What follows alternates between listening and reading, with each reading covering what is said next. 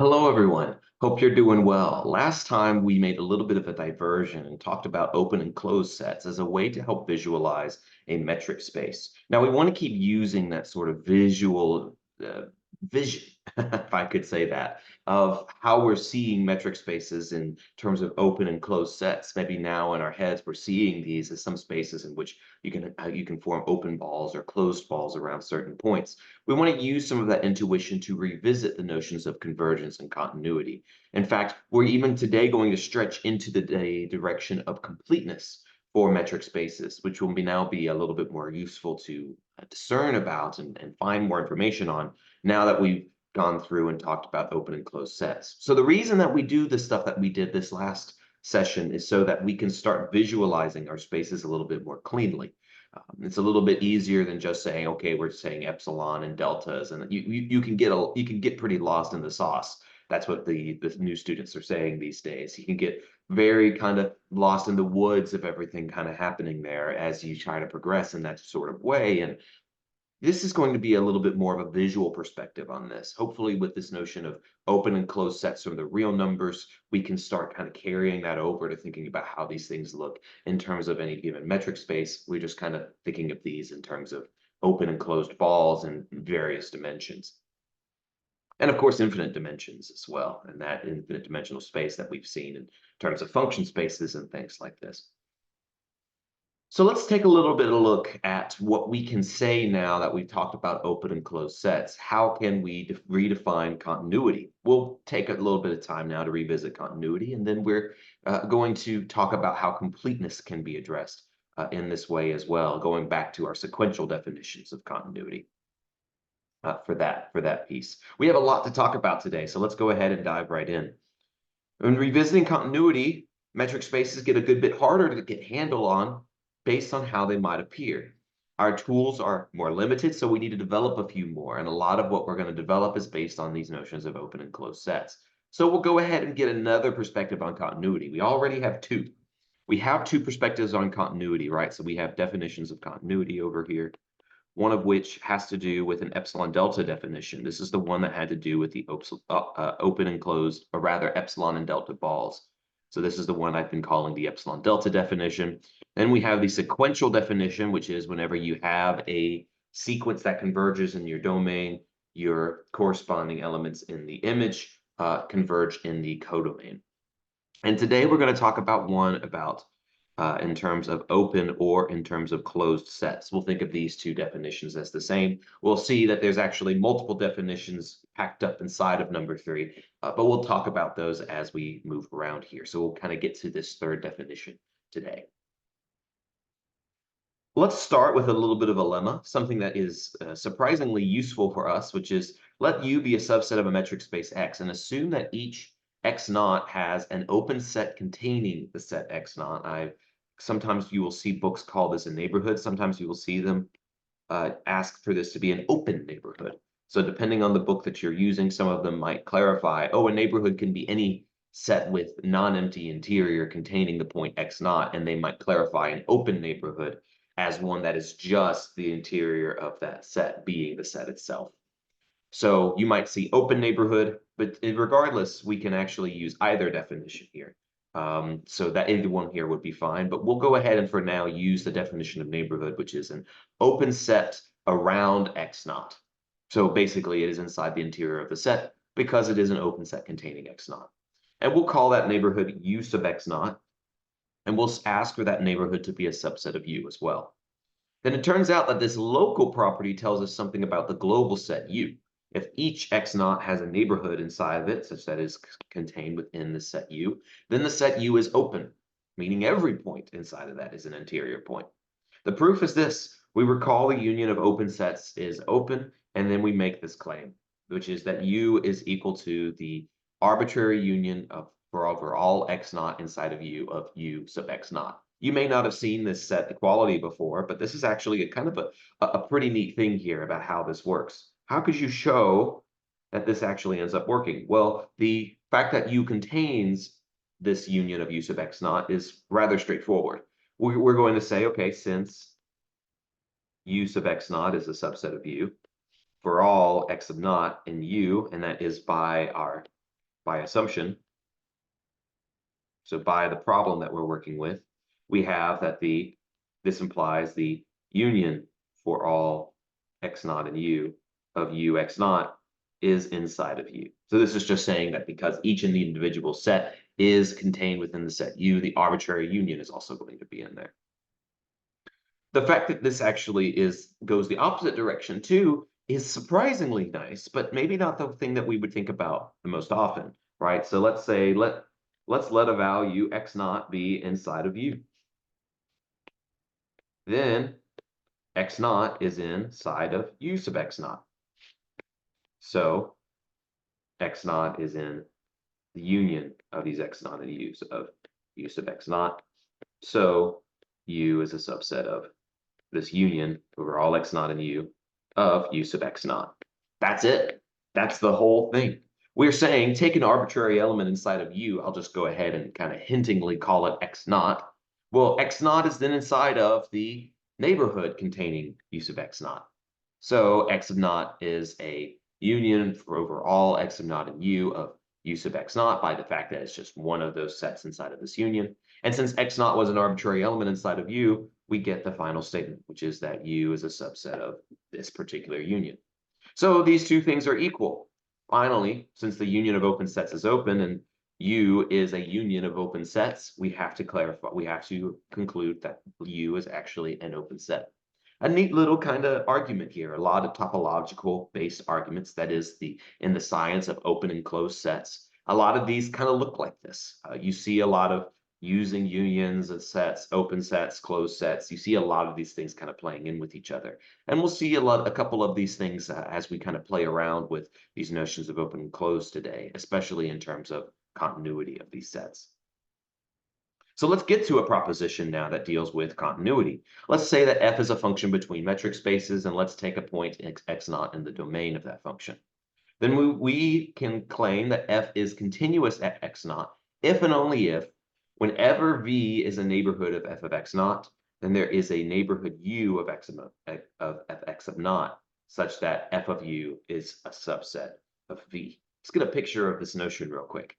So notice that this neighborhood that we're talking about here, notice here I've drawn maybe like a little epsilon ball around, the y values of this function here. But this doesn't necessarily have to be just an epsilon ball centered at this point. This could be any neighborhood of f of x of naught. That means that you could be looking at an open set that looks like this, for example. Then what we're saying is that there exists a neighborhood u of x of naught, such that if I went through and mapped together some sort of mapping here to see what values on this function this one ended up maintaining. Oops, should have gone this way with it. So if I had said something like this, then we can find a neighborhood inside of our domain here and get that the f of u is going to be inside of the set of v when mapped through the image for f.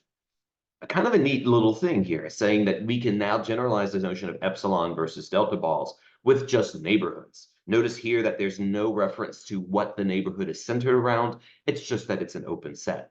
So whenever there is a neighborhood of f of x naught, there is a neighborhood u of x naught such that f of u is a subset of v.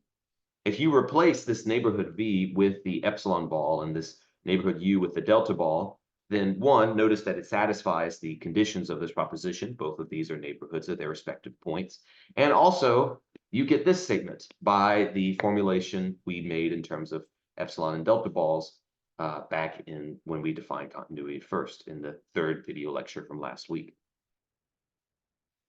So let's go through now and see this proposition in terms of its proof and take a look and see how we're threading through the epsilon delta definition here. So this is what we're using in this proof, is to show that this is equivalent to the epsilon delta definition at x naught.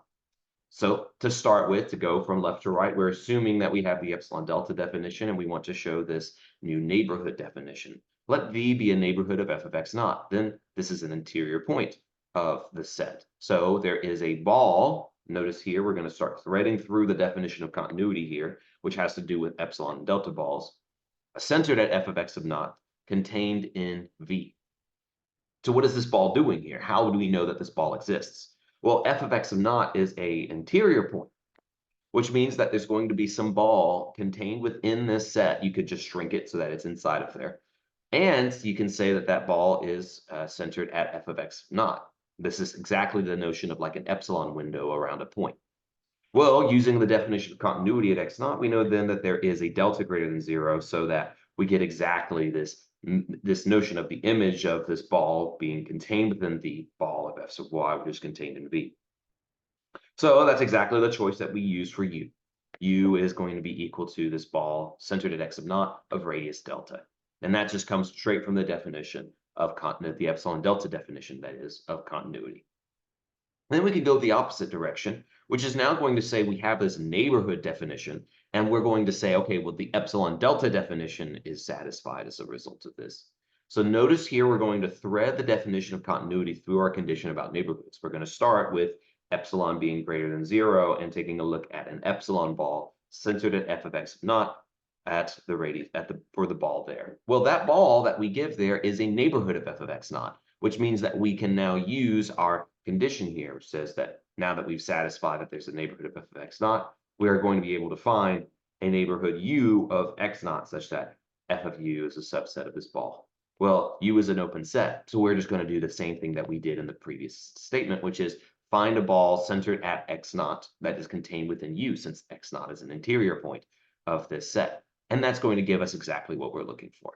You can see here that we get that mapping through that function there gives us something that's inside of f of u, which is inside of the neighborhood v, which is what we were starting with, this ball of f of x naught of radius epsilon.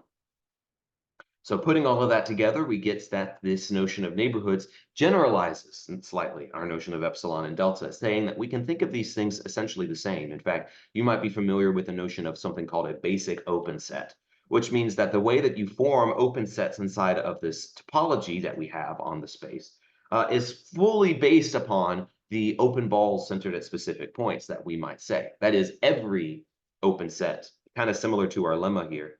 Any open set can just be written as an arbitrary union of open balls around a point x naught. As long as you make your epsilon small enough, you can just say any open set is a union of open balls around specific points of specific radii. Once you see that, then you see, okay, well then that in general, you can replace the notion of these basic open sets or the building blocks of open sets, the notion of epsilon and delta balls centered around f of x naught and x naught respectively. You can replace those with more general concepts. The fact that V is a neighborhood of f of x naught and U is a neighborhood of just x naught, meaning it does not have to be centered at these points, but that these are interior points of these sets. Now, we can now glue this notion of local continuity together, which is continuity of a function f at a point x of naught, and make it something more global. Here's how this sort of thing works. So instead of just saying, okay, for all x naught, we can say this sort of stuff. Notice that this proposition, this global, does not ever reference a point x of naught inside of this sort of space. It's never going to reference that. And that's interesting to us. Notice here what's happening. We're saying let f be a function from x to y between metric spaces. Then f is continuous if and only if f inverse of v is open in x whenever v is open in y. Unlike our epsilon delta version of continuity, there's no reference of saying for all points x that you might choose here, and then for all epsilon. The individual point itself is never mentioned. Instead, we're just saying whenever you get f inverse of v is open, right? Or rather, opposite. If v is open in y, f inverse of v is open in x. So that just sort of translation there tells us there's something more global going on there, not something that happened at a particular point, but just saying any sort of open set will do in terms of finding a function being continuous on its entire domain. Let's get an idea of what this looks like with a couple of examples down here. Let's start with the example of, like, say, this one right here, of y equals 1 over x. Then we're saying that whenever you take something that is open in y, that is going to be our range space here, that what you end up getting back is something that is open in terms of x. So something like this. Now, you might ask, okay, well, John, what about this? What if I took an open set that looked something like this inside of a y? What would happen if I inverse image that one over? Well, then interestingly, you still get an open set. Notice how this works. We're going to get that the open set that we get is going to contain all of these values over here. These are all of the x values such that when you map them, you get over to a y value inside of this range here. But you're also going to get some stuff over here to the left based off of the fact that you can see there's this map right here. And then all of the values over on this side are also going to be inside of our y value range. So what we end up getting is an open set. You can think of it this way: F inverse of the set going from -2 to 2, or at least how that intersects with the actual domain of this set, which is -infinity to 0 union with 0 to infinity, that the inverse of this is going to be equal to, well, I'm going to look to see what happens. I'm going to get all of the x values that map us to those y values. It should be -infinity to -1/2. Union with 1/2 to infinity. An open set is getting mapped to an open set. Note that this is the open set inside of this space because the open set that we're taking here is with terms of the relative topology being the actual domain of the function y equals 1 over x, which is, we know, a function from -infinity to 0 union with 0 to infinity to the real numbers. So we're taking the relative topology or the relative metric on this space when we define which things are open and closed. So something is open if its intersection with this particular set is open. So let me give another example that helps clarify that. Let's say, for example, I'm looking at a continuous function like this. Say that it looks a little bit like something here. So if I had something along these lines, then I could take any open set and still, even if it includes these values here, I could still get this. But notice what would happen if I broke this. If I said, okay, well, let's put a little spin here and say I'm going to take the open sets from here to here, right? And say these are the values that I'm going to be using. Well, notice here that what you end up getting back when you map through f inverse of this function, if this is my function f, then the y values that live inside of, or the x values such that the function values live inside those y's, those x values are exactly these over here. Notice that those x values, although they might be open on this side, are actually going to be, well, I need to switch this in order to make this work, so I'll go ahead and do that, at least from the side that I chose here. Here we go. So that the x values are going to end right here. Notice here that the x values corresponding to the y values here include this point over here that's up or on the top of this function. So the inverse image of this part of the function, of the red y values that we've picked right over here, that is not an open set. It's not an open set. It has a kind of like a half open nature to its interval. And the reason that it has this not open nature is that we can see that there is kind of like a closed interval section at that point there. One last thing before I move on here, you might have already thought, John, I thought you were going to show that y equals 1 over x is not a continuous function. Actually, this is a continuous function on its domain. On its domain, it is a continuous function. Would we be able to say this is a continuous function on R? No, because it's not defined on all of R. But we can say that this is a continuous function on its domain. Remember that the definition of continuous is this, which is that for all epsilon, any window around our y, there exists an x point, so that you're always able to get that x window inside of that y window whenever you're looking at the graph or the function values for that function. Well, notice that that only talks about the places where the function is defined. And any place that you put on this function, even a place arbitrarily close to 0, you can still find a group of values that are going to make this work. So sequentially, everything is going to be fine there. Notice also with the sequential definition of continuity, if you're choosing a sequence of x sub n values, your x sub n values have to approach to a value that is defined on the function in order to talk about continuity.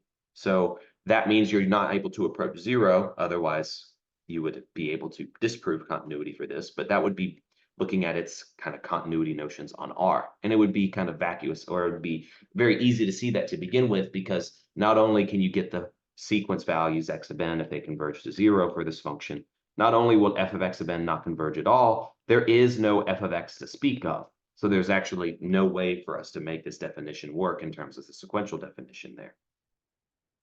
So notice that our definition of continuity is maybe a little bit counterintuitive to how we may have seen it in a calculus course.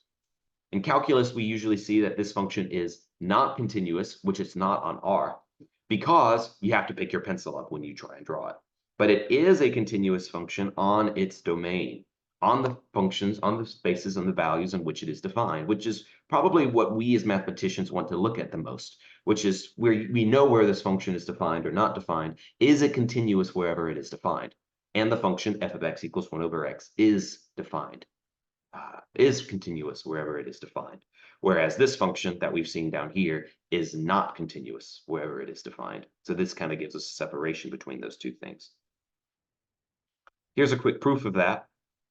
Let's start with v subset of y being open.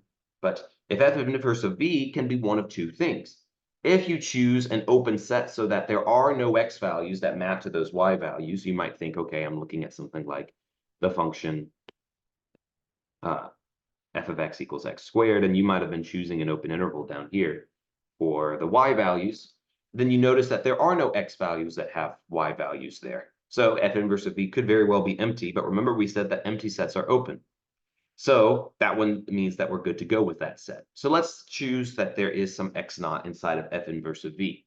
What we want to show now is that x naught is an interior point.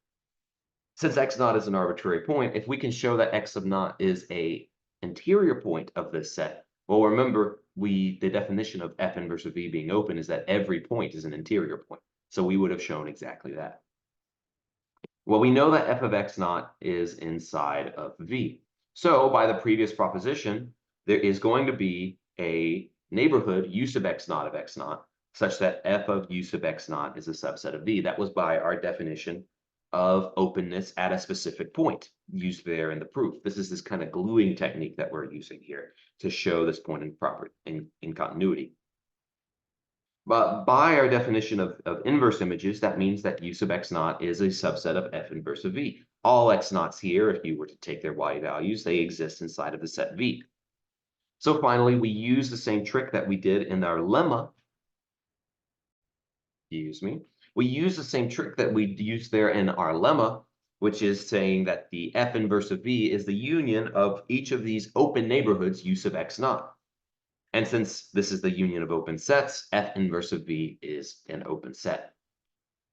It's kind of the overlapping of all of these open sets that we know are guaranteed to exist for all values of x sub naught. In picture form, what we're doing here is we're saying this. You're saying, okay, I've got a continuous function here. And if I choose a y value here, then for any x value that we might choose, we're saying that because this is a y value that is within some sort of, has a little bit of wiggle room inside of the y neighborhood that we're choosing, there is going to be some sort of epsilon neighborhood inside of that. Well, that should get mapped to exactly a delta neighborhood right here, which means that whatever point that this maps to is going to have some wiggle room in whatever set it forms in the x whenever I take a look at the inverse image of that function. So that's exactly what's kind of happening here. The wiggle room in the y value is going to correspond to wiggle room in the x value. The thing on the top was based on the fact that it's an interior point. The thing on the x value is going to be based on the fact that it's an interior point. So interior points map backwards to interior points. Open sets map backward to open sets whenever our function is continuous.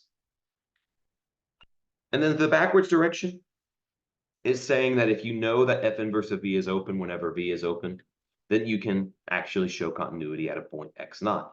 And what we're going to do is use our neighborhood definition to help us out with that. So note that f inverse of v is open whenever v is open in y. And in fact, the f of f inverse of v is a subset of v for any set v that you can choose. This is something by the definition of images and inverse sets. So you can kind of check this if you would like. So if we take a neighborhood v of x naught, f inverse of v is open, I should have written is open here, by our condition. So take a neighborhood v of x naught, f inverse of v is our open set. And remember that we said that the way to show something is continuous using neighborhoods is if whenever you map f of that neighborhood through that set that you get that that's a subset of V. So we're choosing our neighborhood U to be the set F inverse of V in this case. Notice that this is a neighborhood of X naught by our definition of inverse image of V, and hence because F of F inverse of V is a subset of V, this gives us exactly what we need in terms of our previous proposition to show that F is continuous at the point X naught. Since this was true for an arbitrary point X naught inside of X, we know now that F is continuous everywhere, which is good enough for us.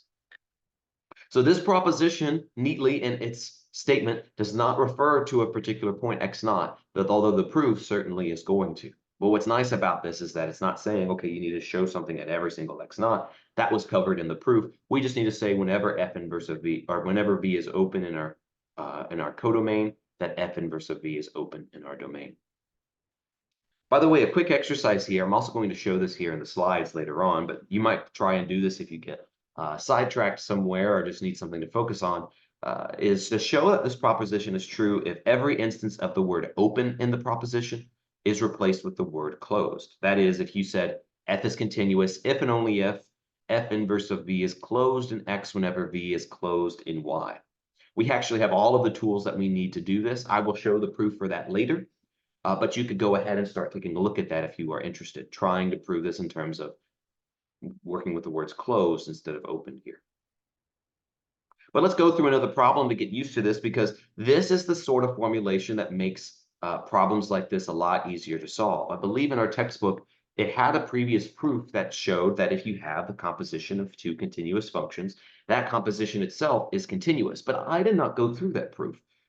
I didn't want to, because this is actually the easier way to show that something is continuous.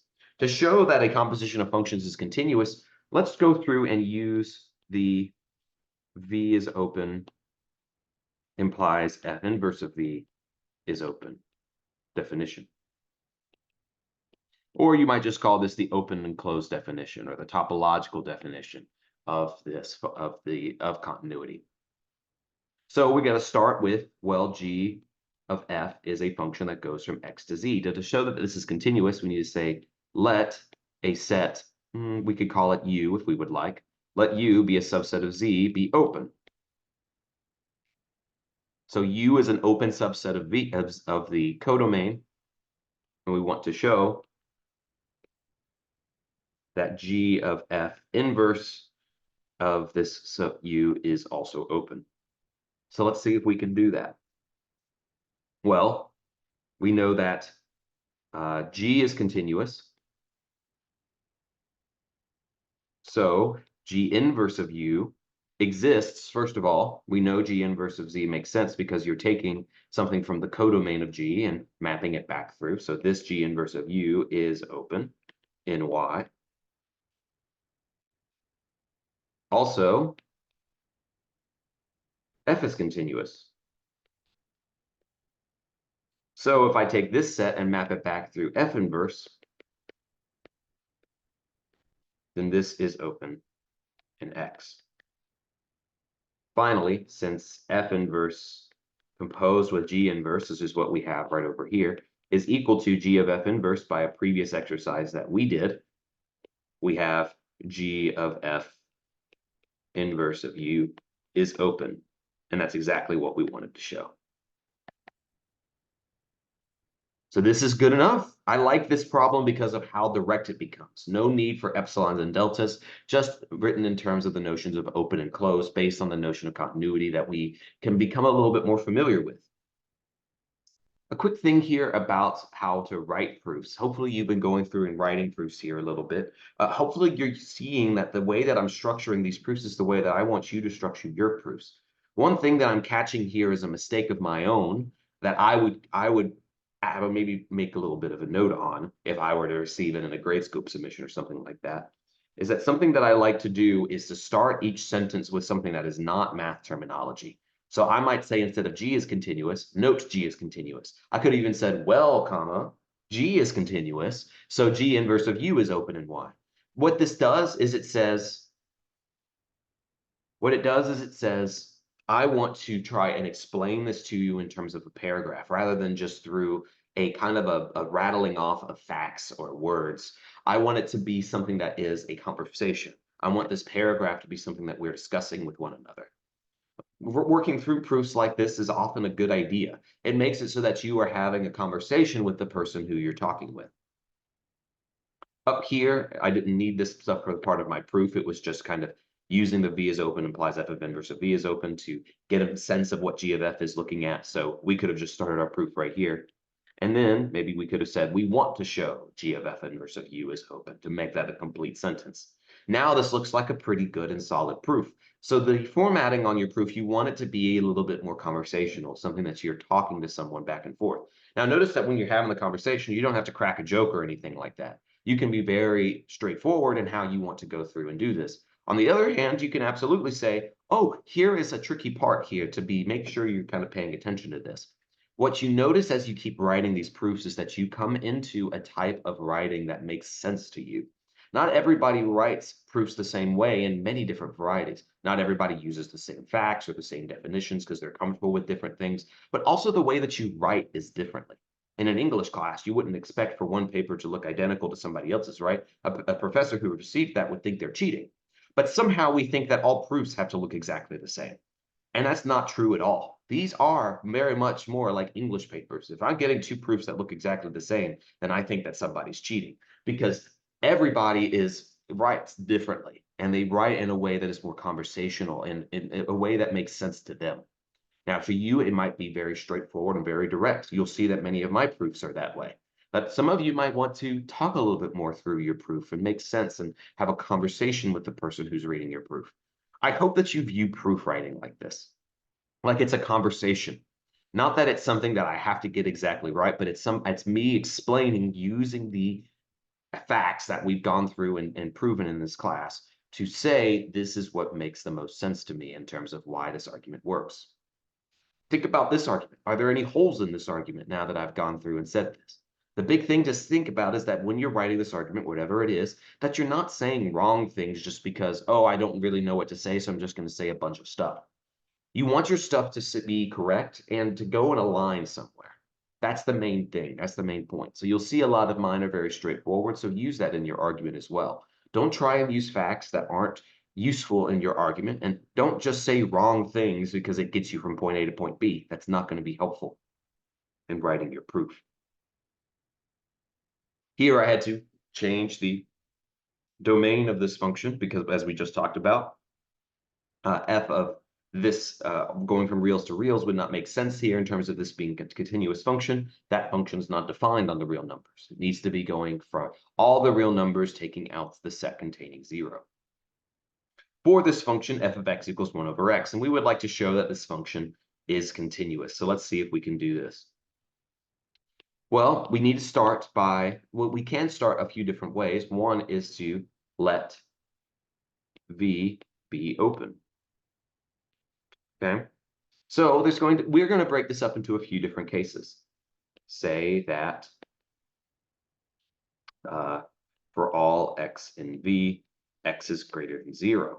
That is that every point inside of the space v is going to be positive. Then I'll break up into another case, say that for all x in v, x is less than 0.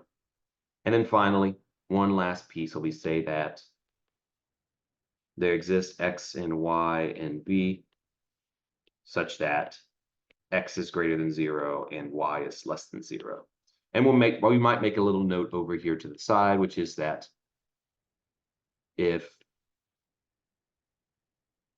0 is inside of v, then f inverse of the set containing 0 is equal to the empty set. So we would say then that f inverse of any set v is equal to f inverse of that same set, taking out 0. So notice this little prologue that I'm setting up here. I'm setting up a little bit of a case-by-case basis here with my proof, which says I'm going to take a look at this set in the following way, starting with an open set over here. I'm going to look at it based on the fact that it could be all above the x-axis, it could be all below the x-axis, and it could be some above and some below the x-axis. This note over here says you can't be on the x-axis, or even if you are, it doesn't really matter in terms of the inverse image, which is what we're trying to get toward in this proof. So why would I do this?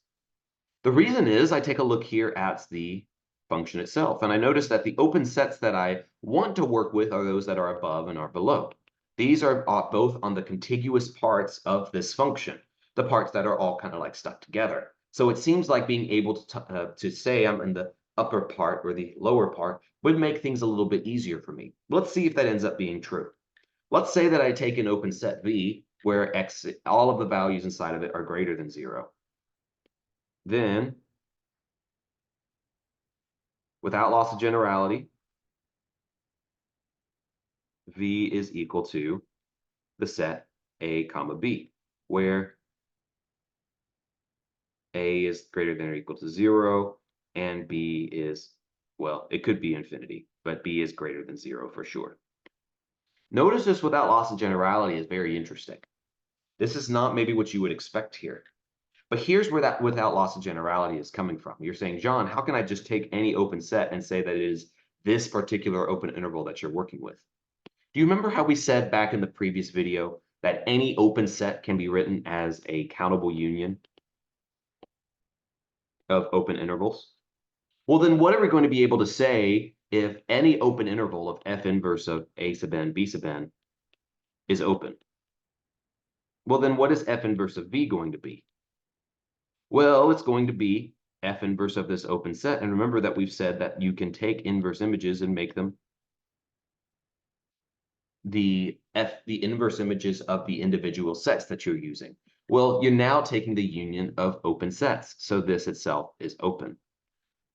Combining those facts together, we just get that whenever you have an arbitrary open interval, if you're able to show that that thing is open, then you can show for any open set that it's open, because this is any open set can be written as this union of open intervals like this. So what are we going to do? Well, we're going to say the following. Then f inverse of v is equal to, well, it's equal to one of a few things, and we can actually calculate exactly what it is now that we have this open interval. I'll leave it to you to check that it's either going to be 1 over b over 1 over a, say in the case where a and b are both in between 0 and infinity. It could be 0 to infinity in the case where a and b are, or a is equal to 0 and b is equal to infinity. And you can think about what all of the rest of the pieces here are going to be. So this is something that I want you to check and finish, is this particular formulation right here. Is that there are different ideas of what this set could be based on what a and 0 are going to be here. Notice that this is actually saying that f inverse of v is going to be open regardless of what value that you choose. 1 over b and 1 over a, 0 to infinity, these are both open sets. This is open. So we finish with this first part. That's exactly what we need to do. Then we can do the same thing, saying that for all x and v, x is less than 0. And then we can do the same thing without loss of generality. V is equal to the set AB. And then you can say what f inverse of v is equal to. And once again, you can fill this in. Finally, let's say that there are parts of the set V that are both greater than and less than 0. Then V intersects the set of all values. We can call these Z just to distinguish them from X and Y up here from before. That this is a finite intersection of open sets. V is open, and if we take the set of all Z that are positive, that is itself an open set, is open. V intersect Z for all of the negative numbers is open.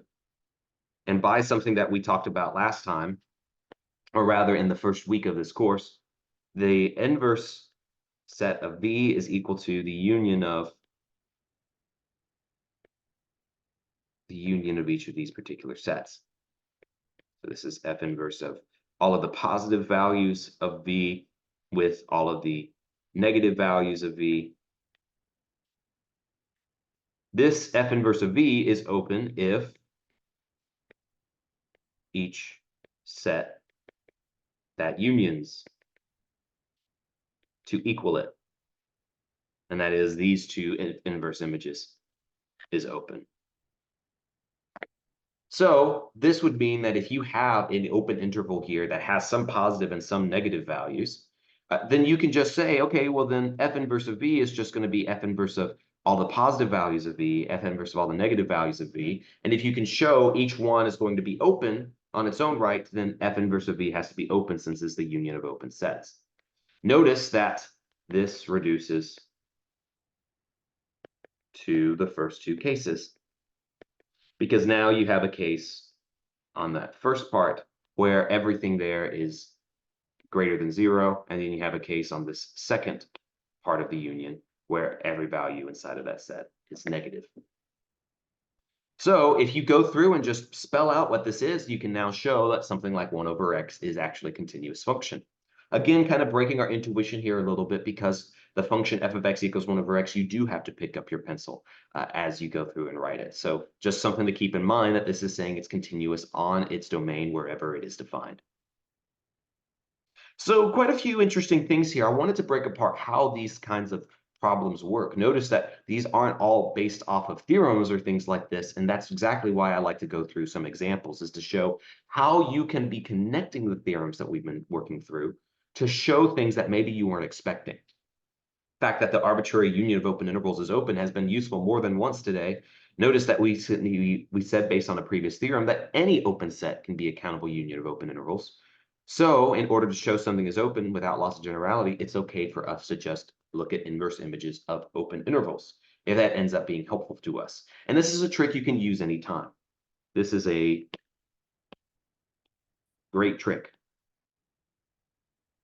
which is that to show that a particular set function going into the real numbers is open, you can just show that inverse images of open intervals are open. You do not have to go back and say it's for arbitrary things. And that's based exactly off of this thing right here. Because open sets and closed sets are complements of each other, coming back to that previous exercise that we looked at before looking at this previous one, we are able to give a similar characterization of continuous functions in terms of closed neighborhoods. I want you to take a look through this proof now that you've kind of worked through it a little bit through that previous exercise and compare it to what you did. Maybe you will find something similar. Maybe you'll find something that you could have explained a little bit more. I want you to compare this proof based off of the previous proof that you wrote for that exercise up on the previous page. Now let's talk a little bit about completeness. This is where we're trying to get to with a lot of this stuff, because again, a lot of our geometric intuition really becomes stronger once we know that we're working in a complete space. It means that wherever sequences go, if they look like they're getting closer to something, they are actually getting closer to something, right? Cauchy sequences look like convergent sequences when you graph them, but Cauchy sequences we know do not have to actually go anywhere. They do not have to converge. And so we would like to be able to say our geometric intuition is right. If they look like they're going and pointing to some place, they are actually going to some place. So let's go ahead and update our definition for Cauchy sequences now that we're at this point, which is, as I've written maybe in a margin somewhere in the previous week, is that a sequence in a metric space is a Cauchy sequence if for all epsilon greater than 0, there is some natural number so that the distance between any two given points past a cutoff point grows to be small whenever you push that cutoff point to be large. So that's the notion of completeness that we're looking with here. So here's some examples here. Notice that if you take the discrete metric here, we've discussed that any convergent sequence in XD is eventually constant. And Cauchy sequences similarly, because of just trying epsilon equal to 1/2 here, we get Cauchy sequences must be eventually constant. So Cauchy sequences and convergent sequences coincide. Remember that this is actually the notion of completeness in a space. We say that a space is complete if every Cauchy sequence converges. Notice that the opposite thing is automatically true. Convergent sequences are indeed Cauchy, even in the space of metric spaces. So these two things coinciding is exactly saying that XD is complete with the discrete metric. Notice that we don't have to do anything else about the space. X can just be any non-empty space. As long as it's equipped with a discrete metric, it is complete because convergent sequences and Cauchy sequences are exactly the same. Let's take a look here at another example. Let's take the set of natural numbers. Then if we take a look at the relative metric that you would get from the real numbers on the natural numbers, that's this d sub 1 metric here, then x of d1 is going to be complete for very much the same reasons as the fact that the discrete metric is complete. Remember that convergent sequences here have to eventually be constant, as do Cauchy sequences. By the way, just a quick tangent here. Even though these two things are not, so for example, the natural numbers are the discrete metric and the natural numbers with the relative metric, even though these are not equivalent metrics, they do have the same Cauchy and convergent sequences. Just something to think about. That's maybe why a lot of textbook authors will use different definitions of equivalence, even looser than the types of equivalence that we will see in this class. So even though D1 and D, in this case, D being the discrete metric and D1 being the relative metric on the natural numbers, these are not equivalent metrics. They still do have the same Cauchy and convergent sequences. Just something interesting to note there in terms of our definitions. However, the real point of this is this. Let's take D sub 2 to be the absolute value from 1 over x minus 1 over y. We went through and discussed this value here about what's going on in this metric. We've shown that this is a metric here. But however, the natural numbers with respect to this metric is not complete, as the sequence 1, 2, 3, so on and so forth is a Cauchy sequence with respect to this metric. One way to think of it is that if you have 1 over n minus 1 over m, then this is always going to be less than or equal to 1 over the minimum of those two values, n and m. And because of that, you are able to now make this number much smaller by just making n and m go larger than a specific cutoff point. So this is the reason behind this. So an exercise here is to show that D1 and D2 here are not equivalent metrics. So we kind of get one of our sides of the implication, which is that if you have equivalent metrics, then your Cauchy and convergent sequences are the same. So let's go ahead and write this down. If D1 and D2 are equivalent metrics, then this implies that D1 and D2 have the same Cauchy and convergent sequences. However, notice that we have just proven that the converse is not true by looking at the metrics D and D1, which are not equivalent metrics, but still have the same Cauchy and convergent sequences. It's this notion of being less than epsilon, right? It's kind of like having them be non-equivalent here means that one can grow off to infinity while one just stays at 1, and that breaks the notion of these being convergent. Just something interesting to note there is that this is the direction that we have for equivalence. So here is our definition, just written very clearly based off of what we were already doing in our example, just something to refer to. A metric space is complete if all Cauchy sequences converge. So examples we've seen, natural numbers Rm, little lp, in fact, is a complete metric space, although we haven't proven that yet. And the continuous functions from a to b, this is also a complete metric space. The Cantor set is a complete metric space with the relative metric from the real numbers as well. Finally, the rational numbers we know is not complete. So here's some examples of things that are complete. Two of these things that might be a little bit unclear now as to why the L2 space, right, or LP space and the continuous functions on a particular closed interval, why these are complete metric spaces. I will go through one right now, and I will leave it to you to try and figure out this other one. This other one, I want you to try and do it in terms of the infinity metric or the D infinity. So remember that we've said that you can have multiple different metrics on this space. Let's go ahead and do it with the D infinity metric. Try showing that this is complete. Now don't do this just yet. Go through and take a look here at this next example we're going to do, which is showing that little L2 is complete. And see if this ends up being a little bit more useful once you've kind of gone through and do this. After that, you can kind of take a look here at this exercise. So here is a proof that the metric space little L2 is complete. What we want to show is that Cauchy sequences converge to a point. Now there's a few things that obstruct our progress here. One thing is we know that the sequence S to the n, this is how I'm going to write these Cauchy sequences, is a Cauchy sequence, but we have no idea what it would even converge to. The fact that this is an arbitrary Cauchy sequence seems a little bit tricky now, because we have no idea how to describe what these things are approaching or what they're converging to without having much information to go off of. So we're going to need to analyze the fact that this sequence is Cauchy in the little L2 back in terms of the definition of little L2 for a little bit. That's one of the main obstructions that we see. Two, once we see that there is some value, there are some sequence that we say is close enough to S of n to be a candidate for it to converge to, we actually have to use the definition of convergence to show that once you get that element, you have that this Cauchy sequence actually converges to that point.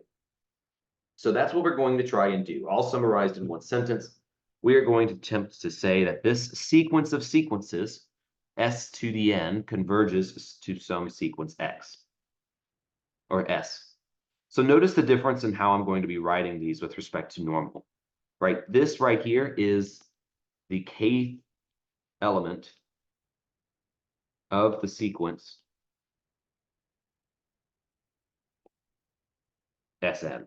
Note Sn is itself a sequence. So in order to try and get around the notion of this being a sequence of sequences, and so there being multiple indices, I decided to make the superscript and to put in parentheses the entry in which a sequence is in the sequence of sequences. And then each element of that meta sequence, if you will, being a sequence, I'm going to take S sub k with that little n subscript to denote the kth element of that sequence Sn. Well, what does it mean to be for Sn to be a Cauchy sequence in little L2? If we take any individual point inside of these sequences, right, then we're just basically describing what it means to be Cauchy here. We're saying that this value right here is going to grow very small. So that's exactly what it means for S of n to be Cauchy. So this is Cauchy in little L2. That's going to imply that the sum is k equals 1 to n, absolute value of S of k, n minus S of k, m, that this is less than epsilon for all n and m greater than or equal to some cutoff point based off of the for all epsilon there exists an n, such that terminology that we've been using. So this is that definition of Cauchy in little L2. It's connecting back through how little L2's metric is defined. It's based off of, well, maybe here I'm actually writing it in terms of little L1. So maybe I should be writing this with the squared instead. So there's a little bit of a typo there. And this needs to be the square root. So this will be fine. So let me go ahead and write this. Since we're in little L2, not in little L1, I need to be looking at these values in terms of their squares. So that's what I have done now. So first thing we do is we note that these absolute values of differences between any individual corresponding entry in these sequences is going to be less than or equal to the sum of all of them, and that final sum is going to grow very small. So hence, so does each individual entry. Notice here what we're doing. We're making a notion of smallness on the scale of an entire sum of values correspond to a notion of smallness to every individual value in terms of our real numbers. Because notice what's going on here. We're saying that S of kn minus S of km is going towards 0, because this is going towards 0. This is approaching a very small number. Well, what does it mean if you have a Cauchy sequence of these being real numbers that converge to 0? Well, that's a Cauchy sequence converging in terms of the real numbers. Even if I put a square right here, that's not going to change the fact that the individual absolute value has to go towards 0. So for any fixed k, the sequence S of kn is Cauchy in the real numbers.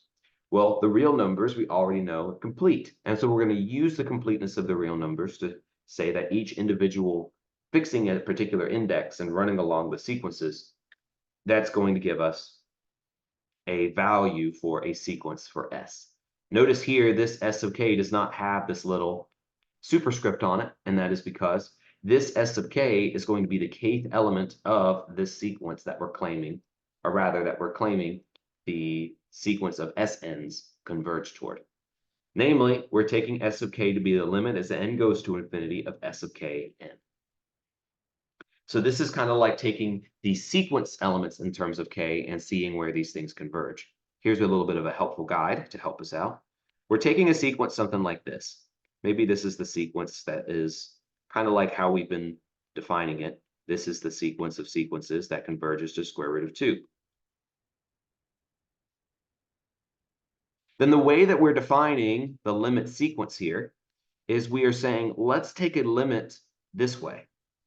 So the limit here in terms of the sequence, if this is this first sequence, this is the second sequence, this is the third sequence, then this is the convergent sequence, is whatever these corresponding entries are actually converging toward.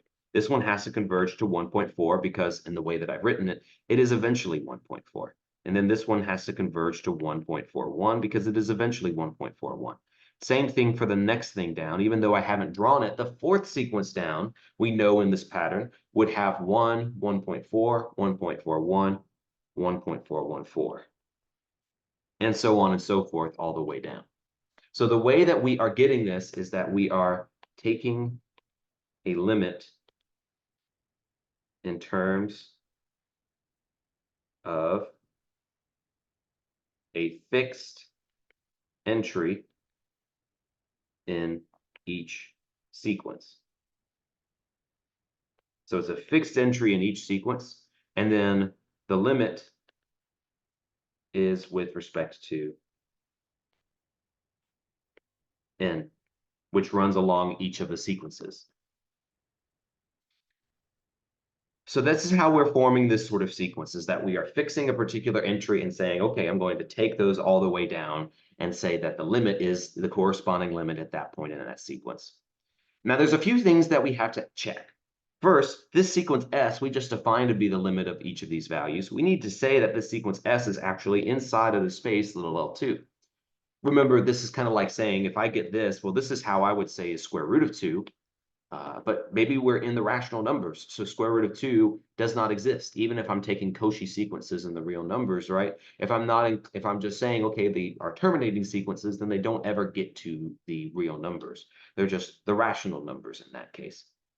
So that's something that I want to make sure that I'm checking, is that this sequence S that I'm forming, like this sequence here, is actually in R. I want to make sure that I am inside of a complete space, that this element actually exists inside of this space. Well, we've defined little l2 in a very specific way. We've defined it to be the set of all sequences such that the sum of the absolute values of the squares of each of those individual terms is something finite. So we want to show exactly that, and that's what we're doing right here. To start with, note that the Cauchy sequence Sn is bounded in little l2. Well, that's because Cauchy sequences are bounded. Remember, we showed this one back in week 2, that Cauchy sequences are bounded.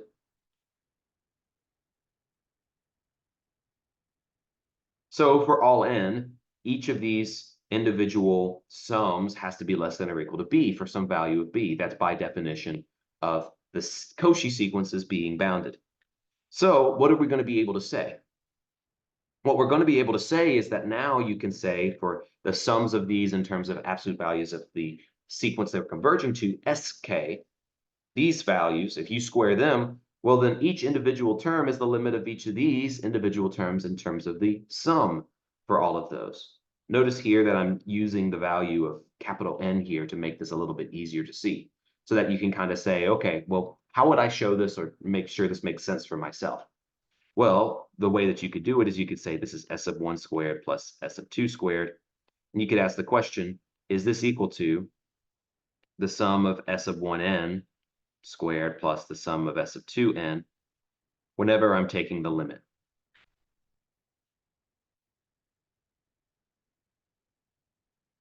All right, would this make sense to us?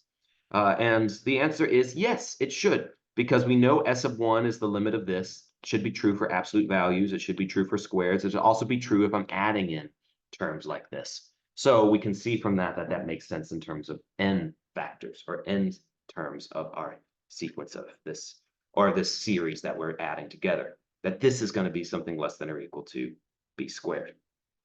In fact, since we said that this one was b, we can actually just say that this is b here. We don't need the b squared. This holds for any value of n, that is for any partial sum. So if we take one more limit, that is the value as n goes toward infinity, then we know that each individual partial sum is less than or equal to b, then the limit of those partial sums has to be less than or equal to b. That's exactly what we wanted to show, which is that this value right here is less than infinity. So that means that the sequence S of k that we've defined is inside of little l2. So we've shown that Sn and S are all in little l2. So we only need to show that now that Sn converges to S in the little l2 metric. And this one, gratefully, is going to be nice and easy for us to do. We're just doing a quick check based off of the definition of the metric d sub 2. And that's going to say we need to combine two facts. One, this Cauchy nature of the sequences Sn, as well as the fact that each individual column in the sequences that we're forming row by row, that each column converges to the S of k, that is our convergence sequence here.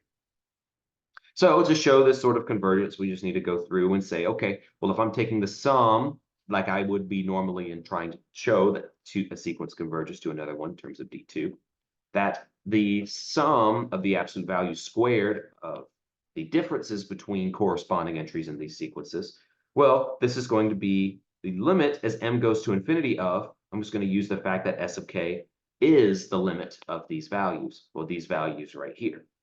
But notice that each of these things is now, we're now in this territory, that the sum of k goes from 1 to infinity of the absolute value squareds of these things are less than epsilon. So this means that this has to be less than epsilon as well. So since it holds for any n, it holds in the limit, we're taking square roots to both sides to get to this point, then we see that Sn approaches S in the D2 metric. Whew, there's a lot going on there, but each step kind of summarized there, in case you need to go back and see that one more time, is that step one is construct a potential limit for a Cauchy sequence. Then step two is to show the limit candidate is in the space of little l2, kind of like what we had to do from before. And finally, step three is to show Cauchy sequence that it converges to that limit.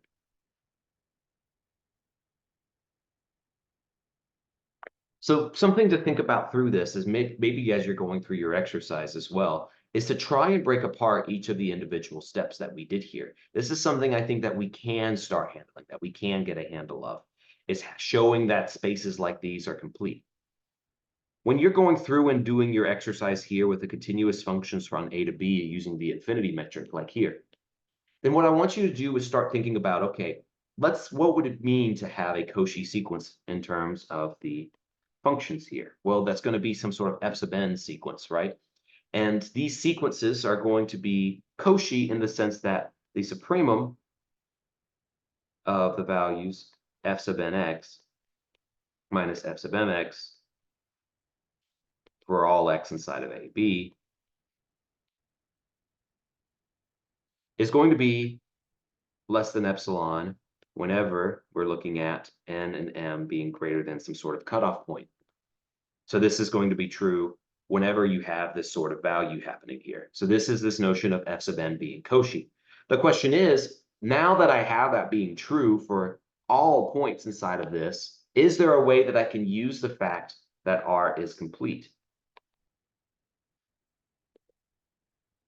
to do this? Is there a way to use that R is complete? Well, how about this? Since the supremum for all of these values, the absolute values of these functions, is less than epsilon whenever n and m is greater or equal to n by the definition of Cauchy, what about for a given x inside of AB? Show that the absolute value of f sub nx minus f sub mx, that this is less than epsilon for all n and m past a specific cutoff point. If you do this, then notice that now these are real numbers, kind of like what we did back in our previous spot, that these are real numbers. So you should be able to define a function, which we will call f of x, which is the limit as n goes to infinity of these f sub n of x. And this is possible because we say Cauchy sequences in R converge.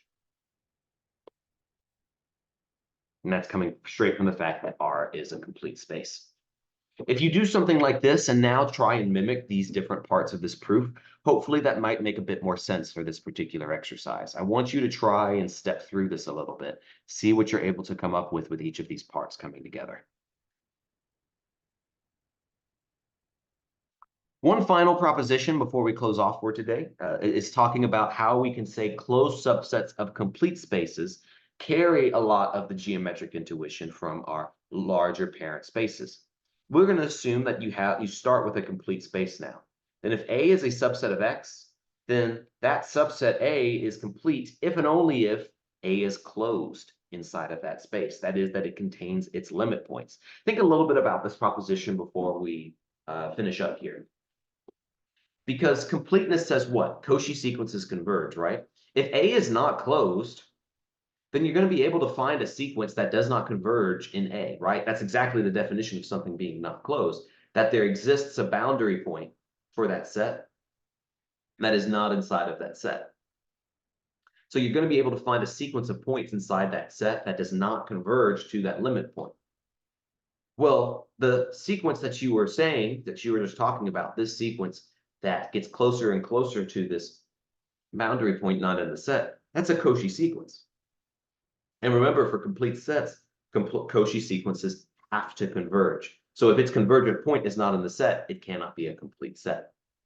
That's kind of a notion to connect completeness and closed here. On the other hand, it turns out that that's exactly enough. If you have the set that is closed and it's a subset of complete space, then it's automatically a complete space. The argument that I just gave is exactly one of these directions here for this proof. If it's complete, the set has to be closed.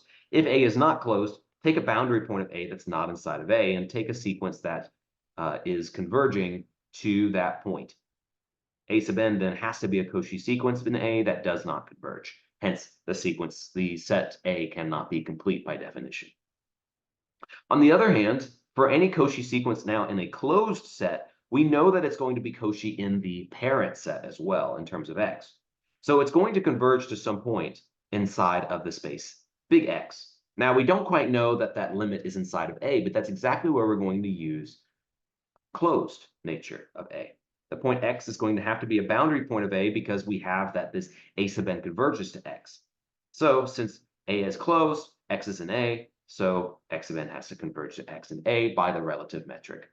So that's kind of a neat little proposition that says that complete and closed have a lot to do with each other. So that's a neat little notion here for this proposition is that having boundary points inside of your space is extremely useful if you want your space to be complete, especially if it's a subset of another complete metric space like this one. So here is a few more stuff that we're going to be going through and looking at in our homework in terms of this notion of completeness. Let's take a look at the set of all bounded sequences in R. Then under the d infinity metric that we've been looking at, little l infinity is a metric space, similar to CAB being a metric space.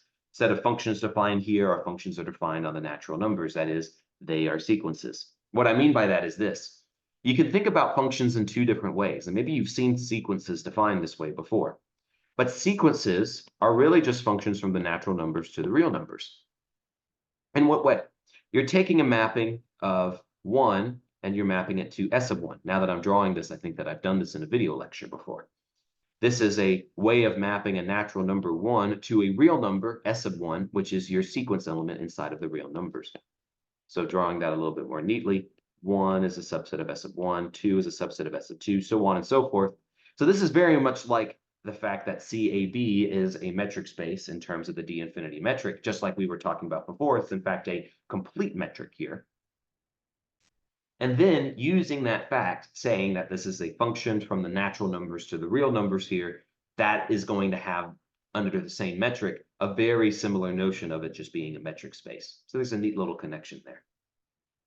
We've defined this already, but C0 is the set of all sequences such that the limit of S of n goes to 0. So taking all sequences that converge to 0.